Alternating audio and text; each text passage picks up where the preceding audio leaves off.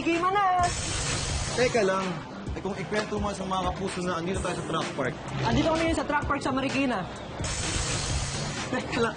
May na-explain pa ako kung paano umorder sa truck park.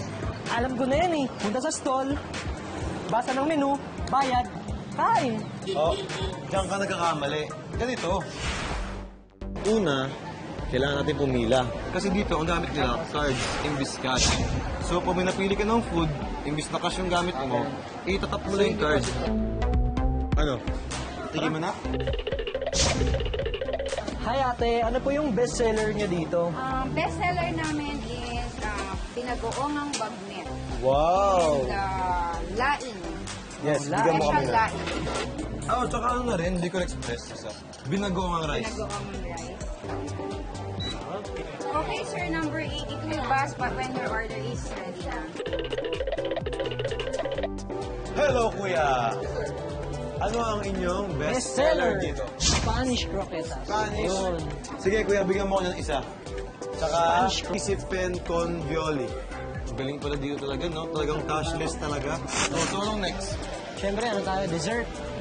Ate, bigyan mo kami ng isang cookies and cream tsaka mango float. Okay po. Okay po. Serve na lang po namin, sir.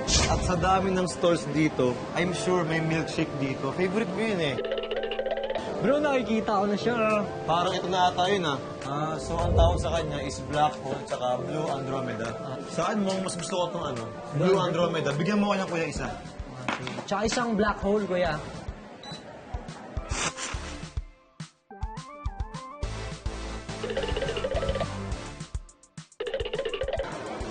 Oh, Bro, kanina pa naka-ready yung plato. Ang tagal mo. Napakaganda talaga ng ambience dito, no? Talagang yung design sa talagang parang mga container van sila di ba? Bro, masarap ng laing. Parang lahat masarap Pero para sa akin, the best tong laing sa Bicol Express. Bakit? Ako mga kasi talaga sa Bicol Express, favorite ko yun Kasi ayun yung laging luto ng tatay ko. Ngayon, titikman ko naman ang kanilang croquetas. Masarap siya.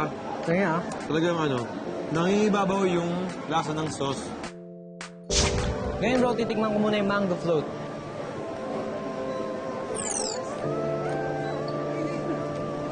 Sarap bro. Next, ito naman sa akin, ang cookies and cream crepe. Yeah, tikman natin. Sarap siya, parang siyang pinaghalong ice cream tsaka cake. Tapos talagang solid yung lasa ng Oreo dito.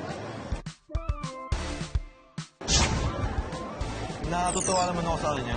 Design, di ba? Tingnan mo. Effort Diba? yung gumawa. Effort So, talaga. good vibes yung itsura ng design nito. Lahat ng food na dito talagang social media worthy. Pag yan, nag-post ka sa social yan. media, kaya for sure, lahat ng kaibigan mo may inggit dito. Oo, matatakam sila bro. Tsaka for all ages talaga. Kasi may makikita kang bata, may barkada, may pamilya. At para naman sa mga food stalls na natikman natin dito sa truck park, meron kaming awitin ni Arjan na gustong i-dedicate sa inyo. Arjan? Okay. 1, 2, 3. Thank you! Thank you! Busog na kami! Thank you!